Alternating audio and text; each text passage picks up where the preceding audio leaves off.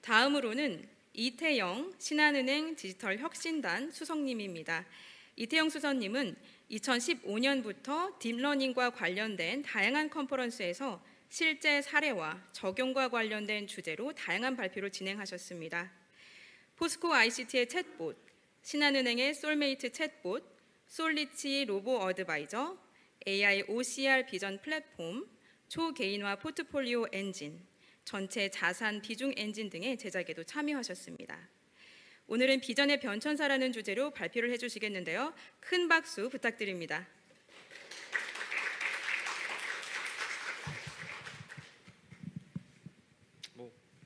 마이크를 이렇게 빼도 되겠죠?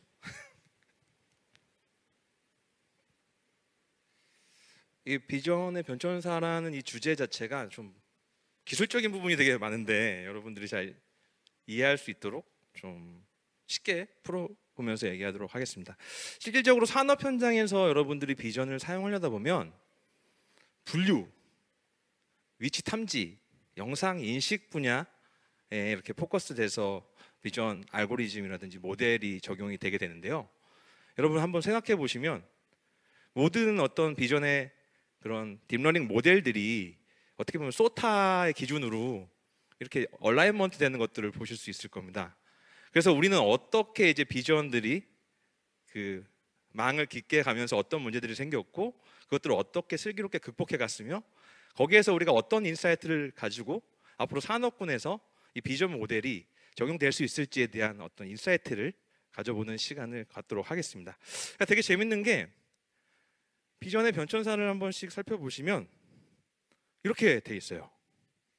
그러니까 2006년부터 지금 현재 2018년까지 이런 다양한 뉴럴넷 아키텍처들이 이렇게 하나씩 전달되고 있죠. 근데 지금 현재 대부분의 딥러닝 모델들은 CNN 백본으로 구성이 되어 있습니다. 그러니까 VGG16, VGG19, 구글 르넷, 레스넷. 그리고 지금 현재 많은 모형 모델, 딥러닝 모델들도 레스넷 백본을 기반으로 뉴럴 아키텍처를 설계되어 있어요. 근데 그 이유는 뭘까요? 왜 이렇게 많은 아키텍처들이 있는데 사람들은 레스넷 백본을 버리지 않고 있을까? 바로 여기에 어떻게 보면 딥러닝을 산업 현장에 적용해야 될 때 가장 큰 포커스라고 저는 생각하는데요. 그 이유가 뭐냐면 많은 소타 논문들이 지금도 나오고 있지만 그 논문들 자체를 바로 실제 산업 현장에 적용할 때 스테빌리티, 컴피던스 레벨 이런 것들이 산업 현장에 맞게 커스터마이징 되고 있지 않기 때문입니다. 그 이유가 뭐냐면 모든 딥러닝 논문들은 베이스라인 자체에 그 전제 사항을 깔고 들어가요. 모든 데이터를 만들어. 근데 그게 실제에 발생한 데이터와 많은 차이가 있습니다. 그렇기 때문에 많은 레퍼런스, 많은 참조를 걸었던 논문을 근간으로 백본망을 설계하는 게 산업 현장에서 비전을 적용하기 위한 가장 근본적인 아키텍처라고 저는 생각하거든요. 그래서 지금 아시다시피 여기 보시면 아시겠지만 CNN 백본으로 구성된 것들을 먼저 살펴보도록 하겠고요. 두 번째로 오브젝트 디텍션 영역에서 어떻게 변화되고 있는지, 그리고 세그멘테이션, 시멘틱 세그멘테이션 영역에서 유넷 같은 것들이 의료 현장에서 어떻게 활용되고 그것들이 발전되고 있는지에 대한 순서로 여러분께 세미나를 진행하도록 하겠습니다. 자, 일단 CNN 백본입니다. CNN 백본에서 가장 중요한 부분은 이제 구글넷의 출현인데요. 왜 구글넷의 출현일까요? 그렇죠. 망이 깊어지는 익스페리먼트한 실험을 통해서 망이 깊어질 때 어떤 문제가 발생했고 그걸 어떤 식으로 이들은 풀어갔느냐 하는 옵티마이제이션 방법론에 있다고 저는 생각합니다. 그러니까 망이 깊어진다는 거는 망이 깊어지면 성능이 좋다는 거는 당연한 얘기고요. 근데 망이 깊어지는 건 어떻게 깊어지냐?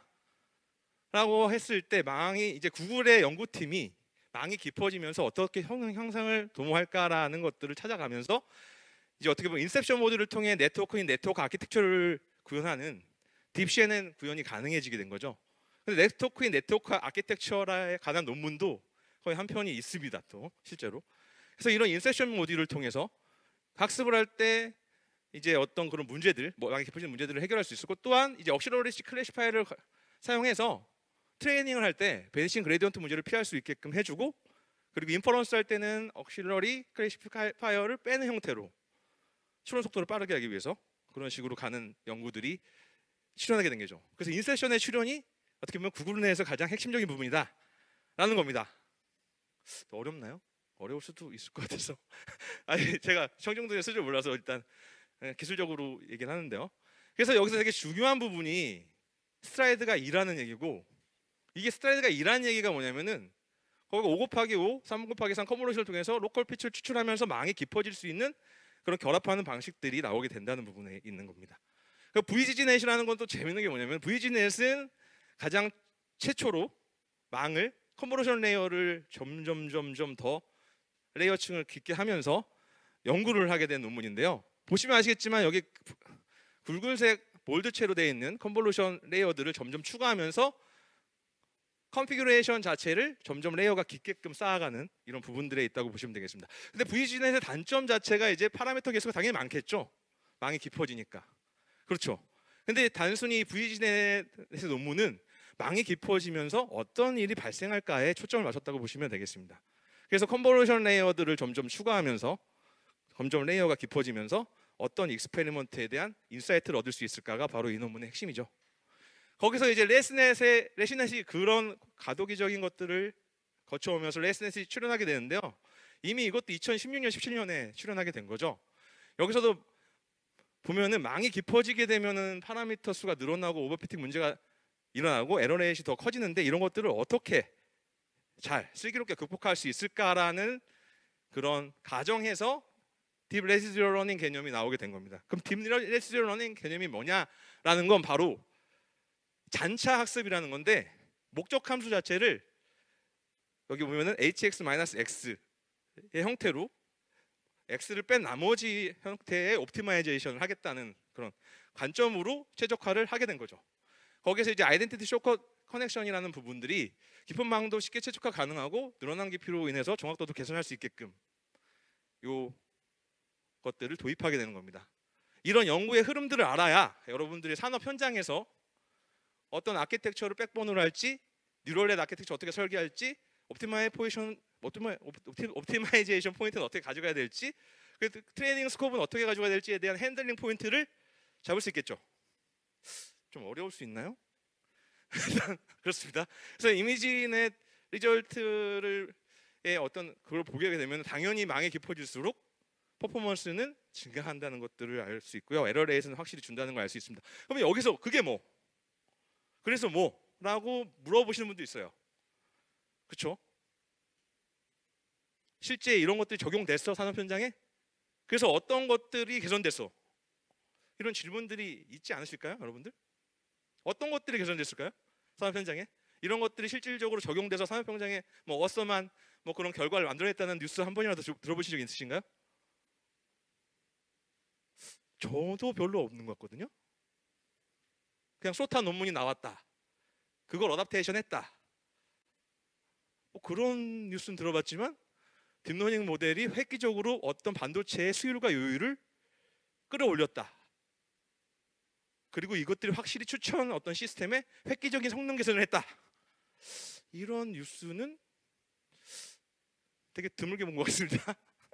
그래서 에피션트넷이라는 게 거기에 대해 출몰해서 나오게 된 어떤 연구 방향성을 확 바꿔버린 부분입니다. 이게 뭐냐면 기존의 가장 핵심적인 부분들이 네트워크의 뎁스를 깊게 만드는 거, 채널의 위드스를 늘리는 거, 위드스가 넓을수록 미세한 정보가 많이 담아지기 때문이죠. 그리고 인풋 이미지의 해상도를 올려서 훨씬 인풋 이미지에부터 여러 가지 피처들을 뽑을 수 있는 그런 것들을 확보하는 거, 이 세 가지가 가장 비전의 핵심이었는데, 이것들의 최적의 조합, 세 가지의 최적의 조합을 오토ML을 사용해서 찾은 논문입니다. 여기서 이제 많은 것들이 바뀌기 시작했죠. 더 이상 많은 훈련을 할 필요가 없고, 어떻게 보면 많은 파라미터를 찾기 위해서 고생하지 않아도 오토ML을 사용해서 이런 것들을 할 수 있다는 가능성을 봤던 논문이라고 볼 수 있습니다. 바로 그걸 통해서 우리는 이제 한정된 자원으로 최대의 효율을 내기 위한 방법론을, 모델 스케일링을 시스템적으로 분석해서 더 나은 성능을 얻고자 하는 것들이고요. 그리고 그런 것들의 가장 기본적인 부분들이 에피션트넷이 이제 출몰하게 되면서 그런 것들을 확실하게 이제 개선할 수 있다. 그리고 그게 그만큼 트레이닝 코스트라든지 어떤 여러 가지에 대한 코스트를 절감할 수 있겠다는 포커스로 나오게 됩니다. 그래서 가장 중요한 부분들이 이거를 통해서 연관된 연구들이 어떤 것들이 있느냐는 겁니다, 여러분들. 근데 연관된 연구들이 바로 이런 부분입니다. 여기 보시면 아시겠지만 컨볼루션 넷 어큐러시, 컨볼루션 넷 에피션시, 그리고 모델 스케일링에 대한 방법론을 통해서 스키즈넷, 모바일넷, 셔플넷 등이 나오게 된 거죠. 그러니까 이런 비전의 변천사를 통한 계보도를 제대로 이해하지 않으면 논문을 볼 때 상당한 어려움을 겪을 수가 있고, 왜 이게 갑툭튀 나왔냐, 이런 관점에서 여러분들이 당황할 수가 있는데, 이런 관점에서 여러분들이 한번 살펴볼 필요가 있습니다. 그래서 모바일넷이라든지 그리고 스키즈넷, 셔플넷들이 이런 방향성에서 출몰하게 된 것이다 라고 보시면 되겠습니다. 그래서 이런 아키텍처들을 보시면 아시겠지만 여기에서도 이제 합정 연행이라는 말을 좀 쓰겠는데요. 그게 뭐냐면 뎁스 와이즈 세퍼러블 컨볼루션이라든지 스키즈 앤 익사이테이션, 이런 기법들이 자체가 하나의 논문인데, 이런 것들을 차용하게 되면서 컴퓨테이션 코스트를 줄이면서 어큐러시를 올릴 수 있는 그런 기법들을 다양한 뉴럴넷 아키텍처에 적용하게 된 것들이 이제 점점 시대의 트렌드로 자리 잡게 된 것이죠. 맞습니다. 이제 모바일넷 버전 2에서 바로 아까 말씀드렸던 뎁스 와이즈 세퍼러블 컨볼루션이라는 것들이 출몰하게 됩니다. 그렇죠? 그럼 뎁스 와이즈 세퍼러블 컨볼루션이 뭐냐? 예? 어떻게 보면 간단한 얘기죠. 뎁스 와이즈 컨볼루션 필터를 통과시킨 뒤 리니어 컨볼루션을 통해서 더 한 단계 로 레벨한 리프레젠테이션으로 체인지하면서 메모리 리소스를 적게 사용하면서 퍼포먼스는 극대화할 수 있다는 그런 관점에서 보시면 되겠습니다. 그래서 이런 것들에 대해서 여러분들이 한 번씩 살펴보시면 되겠고요. 세넷 같은 경우도 되게 재밌는 게 뭐냐면, 아까도 얘기했지만 저희가 레슨넷 근간의 아키텍처는, 백본의 아키텍처는 많이 변하지 않는다고 했어요. 그 근간의 아키텍처를 변하지 않고서 어큐러시를 올리는 방법이 뭐가 있을까라는 접근에서 스퀴즈 앤 엑사이테이션 네트워크라는 논문이 나오게 되고, 이걸 뒷단에 레슨넷과 컴비네이션 결합을 시키면서 어큐러시를 올리는 그런 형태의 뉴럴 아키텍처가 나오게 되는 거죠. 네, 이런 것들을 어느 정도 이해하고 계셔야지 여러분들이 이제 산업 현장에서 비전에 대한 어떤 아키텍처라든지 뉴럴넷 아키텍처를 개선할 때 그런 것들을 활용해서 적용할 수 있을 거라고 저는 생각합니다. 그리고 실제로 제가 이제 AI 비전 OCR 플랫폼 네이버 클로버팀과 협업을 해서 그 OCR 플랫폼의 모델들을 만들었을 때도 실제로 레슨넷 백본에 세넷을 결합한 모델을 직접 적용한 바가 있습니다. 네, 그렇죠. 그런 부분입니다. 그럼 여기서 제가 두 번째로 아까 이제 CNN 백본을 근간으로 한 네트워크에 대해서 설명을 드렸습니다. 변천사를 통해서 그것들을 어떻게 실제 산업 현장에 적용되는가에 신뢰를 들고 무엇을 바라봐야 될지에 대한 인사이트를 드렸다면, 두 번째로 이제 오브젝트 디텍션 영역에 대해서 살펴보도록 하겠습니다. 자, 오브젝트 디텍션이라는 부분은 투 스테이지 디텍터와 원 스테이지 디텍터로 나뉠 수 있습니다. 그게 뭐냐? 리전 프로포설과 그 피처 이 1번과 2번 로컬라이제이션과 클래시피케이션을 한 방에 할 거냐, 두 방에 할 거냐, 이런 겁니다. 그럼 여러분들이 볼 때 한 방에 하는 게 좋겠어요, 두 방에 하는 게 좋겠어요? 한 방에 하면 뭐가 좋고 두 방에 하면 뭐가 좋겠어요? 그럼 한번 생각해 볼 필요가 있겠죠. 두 방에 한다, 두 단계에 걸쳐서 한다는 건 그만큼 미세한 어떤 작은 이미지의 피처들까지 검출할 수 있다는 겁니다. 근데 한 방에 한다는 건 그만큼 빠르게 그 이미지에서 객체를 탐지할 수 있다는 거겠죠. 바로 그런 부분들에 대해서 접근하시면 되겠는데요. 그러면은 여기서 가장 투 스테이지 디텍터라고 하는 부분에서 나온 것들이 바로 RCNN 계열의 논문들입니다. RCNN 계열을 보시면 아시겠지만 여기서 가장 중요한 게 셀렉티브 서치 기반의 논문들을 통해서 리전 오브 인터레스트를 일단 추출을 하게 되고, 거기에 각 리전 오브 인터레스트에 대한 워핑이라는 게 확대입니다. 확대를 수행해서 동일한 크기의 입력 이미지로 변경하게 되겠고요. 거기에 이제 확대된 이미지에 CNN을 넣어서 포워드 이미지 피처에 대한 벡터를 추출하고, 해당 피처를 SVM에 넣어서 클래스 분류 결과를 얻습니다. 그리고 각 클래스에 대해서 독립적으로 훈련된 바이너리 SVM을 사용해서 최종 예측을 수행하게 되는 거죠. 근데 여기서 가장 중요한 건 해당 피처를 리그레스에 넣어서 바운딩 박스를 조절해서 예측하는 부분이 가장 중요한 부분이라고 보시면 되겠는데요. 그래서 RCNN의 한계점은 근데 뭐냐? 가장 중요한 게 이겁니다. 전체 아키텍처에서 SVM 리그레서 모듈이 CNN과 분리되어 있습니다. 이건 엔드-투-엔드 모델로 안 된다는 얘기죠.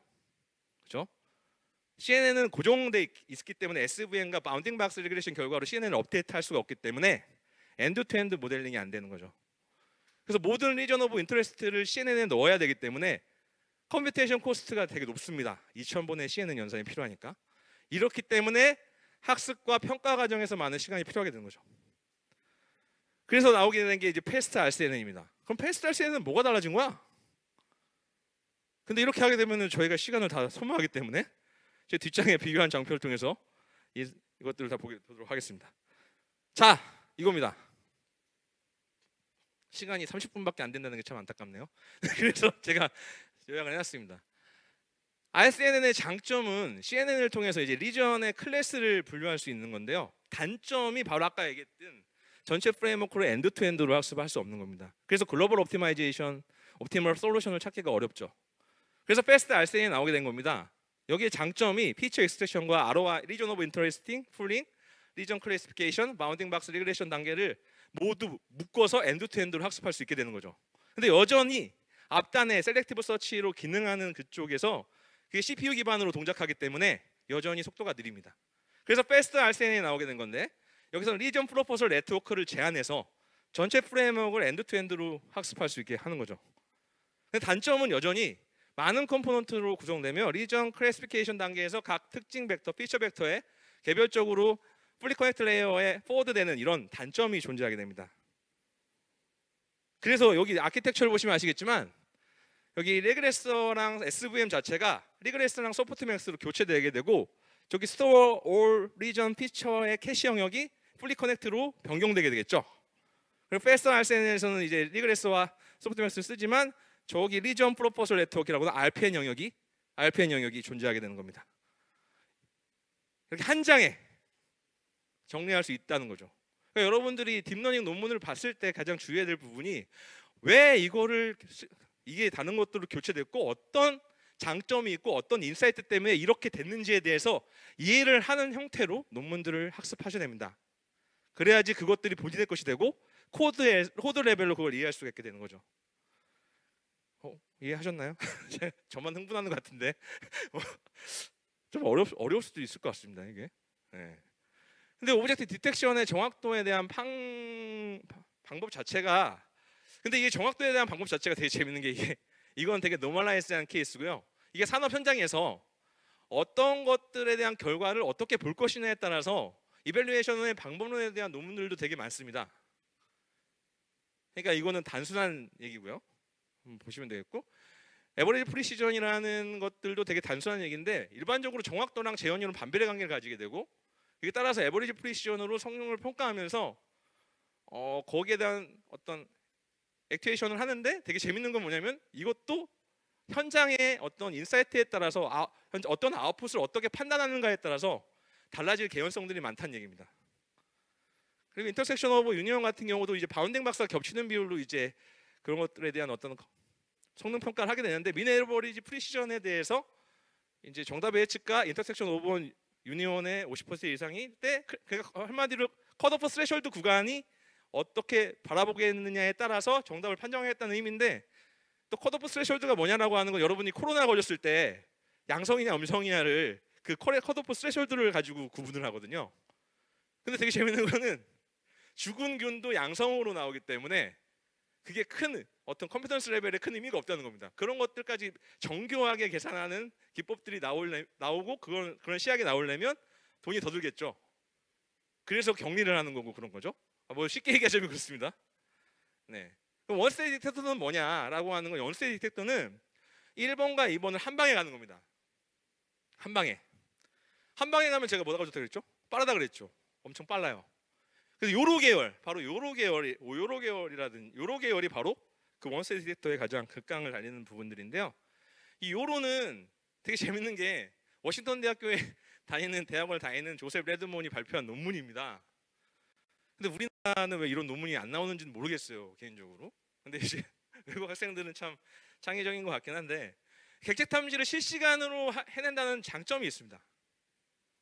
객체 탐지를 실시간으로 한다는 건 어떤 걸 의미하는 거냐? 라는 거죠. 근데 여기서 되게 재밌는 게 핵심 동작 원리를 보시면 아시겠지만 24개의 CNN 레이어 계층으로 구성되고 기존 신경망이 구글넷을 사용해서 이미지 분류에 활용했다는 겁니다. 근데 구글넷을 활용했다는 건 어디서 볼 수 있냐면 앞단에 입력 이미지가 들어오는 그 앞에 몇 바이 몇으로 들어오는지에 따라서 볼 수가 있거든요, 우리가. 그렇죠? 그래서 여기서 보면 7x7 그리드셀 기반의 텐서가 결과값이 나오고 거기에 이제 그리드셀의 길이가 30의 벡터로 이루어진 텐서임을 알 수가 있고 여기서 되게 중요한 게 뭐냐면 이 친구는 되게 어떤 게 중요하냐면 중요한 것만 보겠습니다. 넘맥스 서프레션을 사용합니다. 이게 뭐냐면 바운딩 박스가 그려져요. 그래서 수많은 바운딩 박스가 그려지죠. 근데 그 중에 제일 확률이 가장 높은 바운딩 박스만 남기게 되는 거예요. 이게 바로 요로의 가장 어떻게 보면은 중요한 부분이거든요. 그냥 아웃풋 중에서 가장 확률이 높은 바운딩 박스만 남길 수 있게끔 넘맥스 서프레션의 이런 수식을 가지고 활용한다는 겁니다. 그러니까 요로의 로스 자체의 로스식을 보면 세 가지로 구분할 수 있는데 그러니까 인공 신경망이 예측한 이제 바운딩 박스와 그라운드 트루스가 얼마나 일치하는가에 대한 오차를 나타내는 부분인데 이것들이 이제 로스로 나타나게 됩니다. 근데 시간이 상당히 짧아서 좀 빨리빨리 넘어가야 될 것 같아가지고 그래서 넘맥시멈 서프레션은 아까도 말씀드렸다시피 오브젝트 디텍션에서 하나의 인스턴스에 하나의 바운딩 박스가 적용돼야 되거든요. 따라서 여러 개의 바운딩 박스가 겹쳐져 있는 경우에 하나로 합치는 방법입니다. 그리고 요로 이제 구천이 나오게 되고 여기서 이제 아까의 그런 단점들을 점점 극복하는 형태로 나오게 된다고 보겠고요. 이 장표는 제가 다 공유되는 걸로 알고 있기 때문에 여러분들이 다운로드 받아서 한번 보시면서 인사이트를 찾아보시면 되겠습니다. 그리고 개선된 점이라고 보면 아까 보셨듯이 이게 피처 피라미드 네트워크. 그 피처 피라미드 네트워크라는 게 이게 아까도 보신 부분일 겁니다. 그런 부분들이 합정 연행처럼 이게 적용되면서 점점 더 어큐러시를 증가시킨다고 보시면 되겠습니다. 그래서 피처 피라미드 네트워크라는 게 뭐냐라는 거는 오브젝트 디텍션 분야에서 이제 스케일 인베르먼트라는 게 있습니다. 뭐냐면 강건한 속성이라고 저는 얘기하는데 이미지의 어떤 강건한 속성을 탐지하는 게 가장 중요한 방법론이거든요. 그래서 가장 보시면 아시겠지만 이 피처 이미지 피라미드 요 방법에서 독립적으로 특징을 추출해서 객체를 탐지하는 방법인데 요거는 이제 연상량과 시간 관점에서 되게 비효율적입니다. 그래서 너무 이 산업 현장에서 적용하기 어렵다는 단점이 있고 싱글 피처 맥 같은 경우에는 여기 보시면 아시겠지만 멀티 스케일을 사용하지 않고 한 번의 특징을 압축해서 마지막에 압축된 특징만 사용하기 때문에 성능이 퍼포먼스가 떨어집니다. 그리고 피라미덜 피처 하이라키 같은 경우는 이거 싱글샷 디텍터에 사용한 방법인데 객체를 탐지하기 위해 이미 계산되어 있는 상위 레벨의 특징을 재사용하지 않는다는 특징이고요. 피처 피라미드 네트워크가 뭐냐라는 건 탑다운 방식으로 특징을 추출해서 추출된 결과들의 로우 리졸루션 및 하이 리졸루션을 묶는 방법입니다. 이렇기 때문에 이제 어떤 손실들을 입력 이미지에 대한 손실값들 그리고 학습하면서 이루어진 손실들을 로스를 좀 개선할 수 있는 영역이라고 보시면 되겠습니다. 그래서 바운딩 박스 프레딕션이 요로 버전 3에서 나온 방법론인데 이런 것들은 이제 한 번씩 살펴보시면 되겠습니다. 시간이 상당히 제가 100장을 준비했는데 한 1시간 하는 줄 알고 30분으로 이게 변경이 돼가지고 좀 한번 읽으시면 되고 여기서 보고자 하는 부분들은 뭐냐면 원 스테이트 디텍터와 투 스테이트 디텍터의 차이와 그리고 이것들이 출현하게 된 배경입니다. 그리고 실제 산업 현장에서 정밀한 디텍터를 위해서 의료나 어떤 그런 그 요율을 올리는 반도체 공정에서는 투 스테이지를 사용하겠지만 그리고 자율주행이다. 그리고 인퍼런스 스피드가 상당히 빨라야 된다라고 하는 부분에서 원 스테이지를 사용할 수 있겠죠. 그런 산업 현장의 구조에 따라서 각각의 차용해야 되는 디텍터 방식이 다르다는 것들을 말씀드리겠습니다. 근데 여러분 생각해 보시면 근데 비가 막 쏟아지는 환경에 카메라에 물이 막 튀는데 이 비전 모델로 젖은 노면에 조향 장치와 전장 장치가 움직인다면 그거를 신뢰할 수 있겠습니까? 신뢰할 수 없습니다. 당연히. 그래서 실질적으로 자율주행차에서는 라이다, 레이저, 카메라 이 세 개에 대한 데이터 얼라이먼트가 가장 중요한 부분이고 거기에 따른 전장 장치, 조향 장치에 대한 작동이 가장 중요한 부분입니다. 실질적으로. 근데 그런 부분이 연구가 많이 지금도 현재 활발히 이루어지고 있죠.